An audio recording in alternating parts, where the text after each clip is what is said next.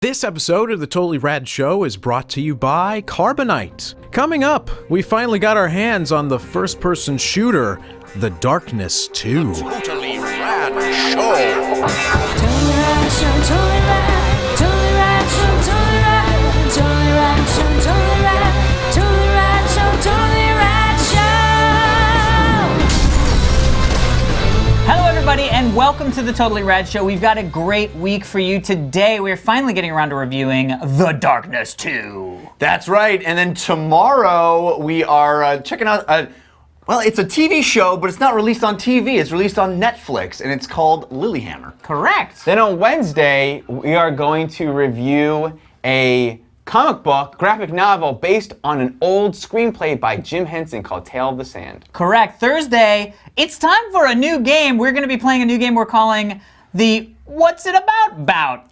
That's right. You'll find out about on Thursday. And then Friday, it's the movie I promised you last Monday, but it's this week. It is Men of Valor. Act of Valor.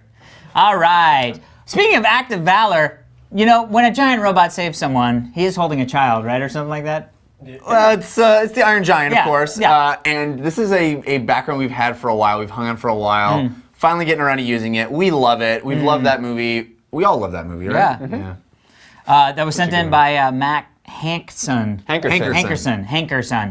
If you would like to have your background featured on the show, please feel free to send it to fans@totallyradshow.com. Also, if you want our logo to incorporate, you can check out flickr.com/totallyradshow, right? That's right. And also, Bingo. if you find yourself in the LA area anytime this month, I'm in a play. Yes! You can come see me at the Falcon Theater in Burbank. I'm doing a play called Dissonance. Check it out, falcontheater.com. It's with a R-E on theater. Ooh, theatra. Yeah. Let's get into it.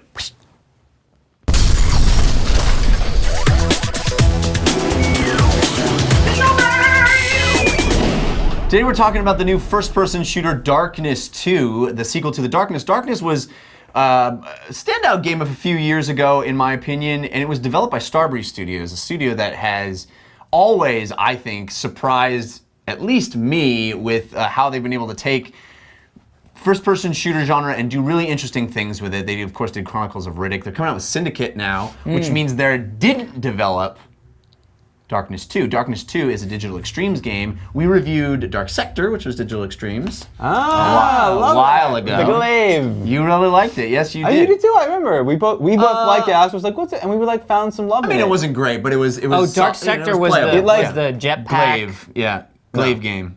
The Glaive, like crawl.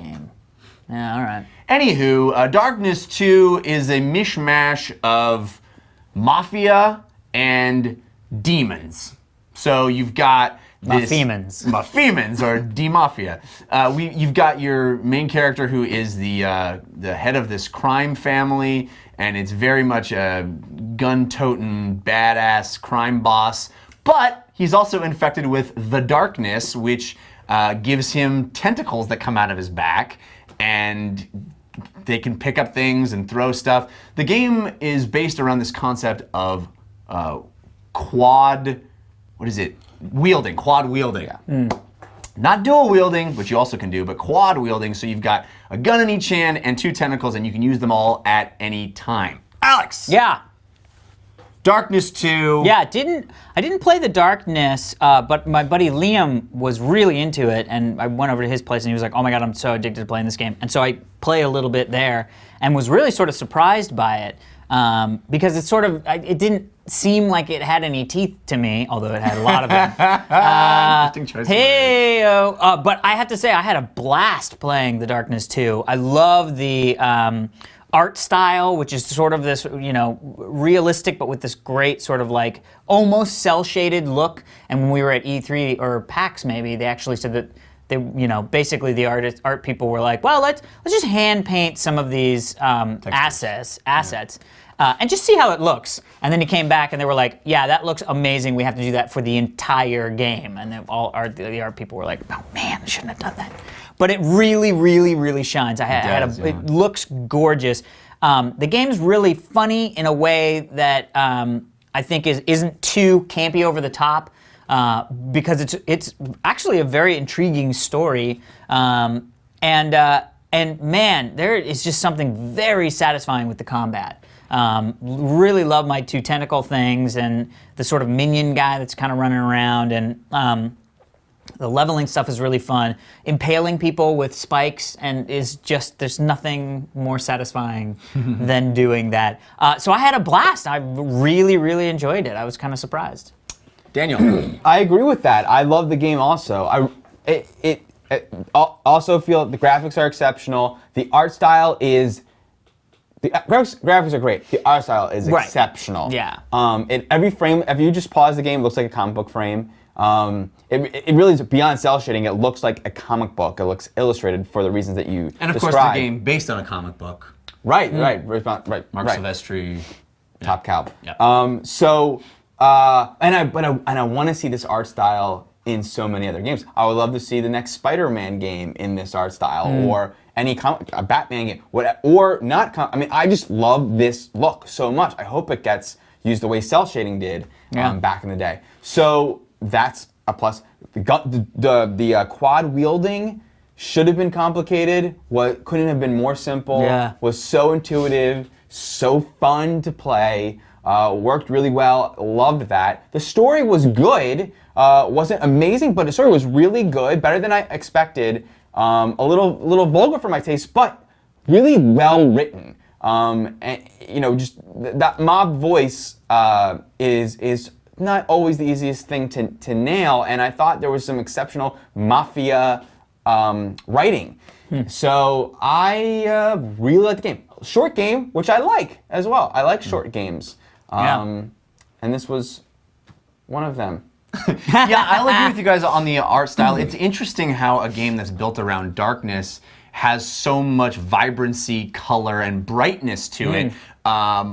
Oftentimes I felt it kind of confused the issue because I never really knew when I was stepping into light or where a light source was, because there was so much brightness in the environment. Whereas a game like Thief or games that are really built around darkness, you always kind of know, oh well, there's where light is and there where light isn't. Yes. Yeah. What was that one with the aliens that would come out during the light? Alan Wake? But not aliens, but... No, there was some, it might have been Alan Wake. This is Alan Wake in reverse. Yeah, you're the demons in Alan Wake. Yeah, absolutely. But as you said, very pretty to look at. I agree with you, Dan, on the tonal thing, especially in the early part. The vulgar and just distasteful for the sake of pushing the envelope is just getting a little tired for me, especially, we didn't even need any of it. I know it's based on an existing property, but we didn't need any of this mafia stuff. And of course, we're going into a underground sex club, and of course you see all this, and it's extraordinarily violent, and I don't necessarily always have a problem with that. I'm not a prude, but it just felt excessive. Where the game gets really interesting is it starts to introduce this sort of Shutter Island, One Flew Over the Cuckoo's Nest thing. Yeah. And that's where I was like, oh, well, this is really cool. And in fact, those sequences are where I think they're so much more interesting than any of the mafia stuff that happens in the game. And I did like because you just said, because like you said, I did like the mafia stuff. Yeah, no. But the vulgar stuff is what I'm saying. Yeah, I mean, I thought the mafia stuff worked okay. It just felt a little like a retread of stuff that I've seen a million times. It felt like a cliche of the mafia thing. It's like, oh, you can play. Look, we'll give you what you expect out of a Sopranos or Goodfellas type thing, and then we throw the demons in, so that makes it different. Whereas it could have been unique and interesting on its own. I thought. Yeah. But where it does get interesting is where it gets into that sort of what's real and what's not real stuff.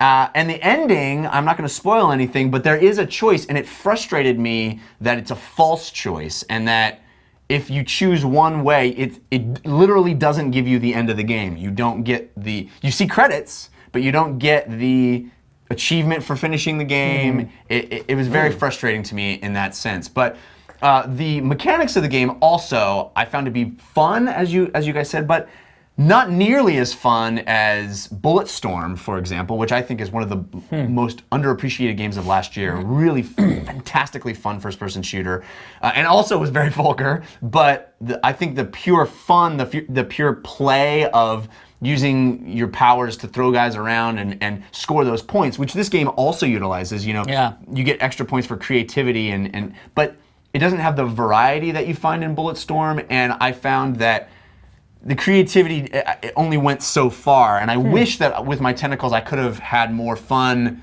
figuring out new ways to handle the environment. I always felt very overpowered and cool, but I leveled up almost everything because I leveled up something and then I just respect and threw it all into just to see what. And I felt like how did you respect?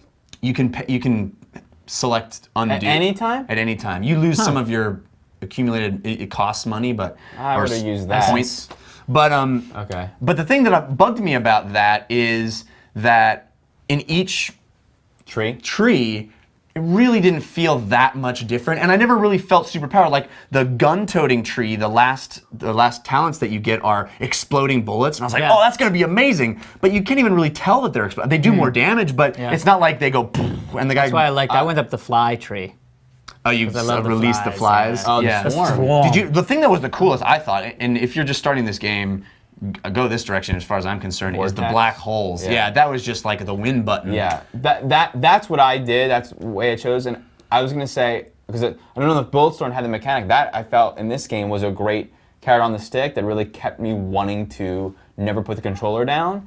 But in the end, thinking back on it, I was like, none of it ended up being as cool as I wanted it to be. Exactly. Vortex was kind of cool, but you didn't get those that often. Exactly, and you can't choose when you get them. Yeah, they and just like happen getting blades on my thing didn't do much. Yeah, and it lasted like that. When I was really excited to finally get the thing where when you throw any object, they explode, but the explosion, it's like it's nothing, and like nothing really helped me as much as I was always really excited for the next thing. So it worked. The system worked. But looking back on the experience of playing wasn't that as way, huge. wasn't that great. So it was like little mini baby carrots. It was a huge carrot, just didn't taste that good. Yeah. Certainly playable and fun first-person shooter, but I didn't think it was a home run as you guys may have. Yeah, I didn't think it was a home run. It wasn't a home run, but it was a great experience. But I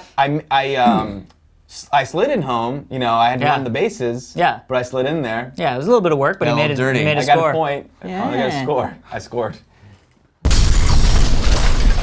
All right, everybody, stick around. We're going to be answering one of your Twitter questions right after this. But first, we want to thank our sponsors, Carbonite. Carbonite protects your pictures, your other files. It's true. Well, there's two kinds of files. There's pictures. Pictures you don't want and to mix your other. pictures with other files. Your pictures, your other files from your computer crash, fire, theft, or when you accidentally delete a file or a picture file. Keep going. You should be checking your phone in the middle of a read. Because there's two kinds of files. By automatically and continuously backing up your files, pictures and others, and keeping them securely off-site. You'll never have to remember to back up again because it does it for you, which is ingenious. Whether you have one or two computers at home or several computers at your small business, Carbonite is the better backup plan. Over 1 million customers trust Carbonite to protect their homes and small business computer files, photos, others. With plans starting at just $59 a year. Start your free trial at Carbonite.com with the offer code TRS, and you'll get 2 bonus months if you decide to buy. Bonus months if you decide to buy. That's Carbonite.com and use the offer code for 2 bonus months. TRS. I think it was really cool that when you were warning people about losing their pictures or other files, Dan immediately had to check to make sure his pictures were still there. I did. Are my pictures still here? Oh my God. If you had Carbonite, you wouldn't have to worry. I know, it's true. It's true. All right, people, that's it. We will see you tomorrow. Join us tomorrow for our review of the Netflix TV show, Lilyhammer. Today's Twitter question comes to us from Tom Rosen. Tom Roseman, huh? At Darth Roseman. If you could have the key to one door, fictional or real, what would it be? Jeff Cannata, what would it be? Well, see, the fictional ones are the most tempting because there's been some amazing fantasy ideas of doors. Right. Dan mentioned the Indian in the cupboard, which is an awesome one when I was a kid. Yeah. Put your little Darth Vader thing and then all of a sudden real Darth Vader works. Wow. And then That's cuts pretty your great. Achilles tendon with his lightsaber. Yeah, that's true. And then, of course, Lost Room has got some great doors. But I was thinking more like real doors. I'd love to have doors to just a really awesome house that I can then live in. That would be pretty nice. That's nice. But here's what I was thinking. How awesome would it be to have the keys to every door in like Yankee Stadium? Yeah. And you just go there late at night and just run around. One door. You have to choose one door. Well, of let's Yankee just Stadium. say that it's The front door to the Yankee front Stadium. door. You're like, All right, I that's got into good. the antechamber. That's good. Dan, what do you got? I got Yeah, one. you can't open the gate, but you can open. I got one. What do you got? The door to a hover car. Ah, so you invent a hover car. Fictional. I guess it is true. That would be the keys to the door. Yeah. Unfortunately, the front door key isn't the ignition Yeah. key. You got Yankees. Hotwire it. I hotwired. I hotwired the yet released. I was gonna go with the keys to Scrooge McDuck's giant swimming room of gold. Swimming in Swimming in gold in Scrooge McDuck land. And then which I you think would be you really like dive in and like Spit smack them out. and like Yeah. die. Did you ever see that? Because you're not a duck, and then we can't get in. She's not a duck. keys. It's the key to Never surviving, man. Be a duck. Oh, ducks swim through gold coins all the time. I know. If you haven't seen that. Humans, they have trouble with it. Have you seen It's the beak. the Family Guy where he does that? Where Yeah. he's like, he dives, he lands, he's probably like, ah, it's all Yeah, yeah, bloody. yeah, I think yeah. I did. So yeah. funny. Thank you at Darth Roseman.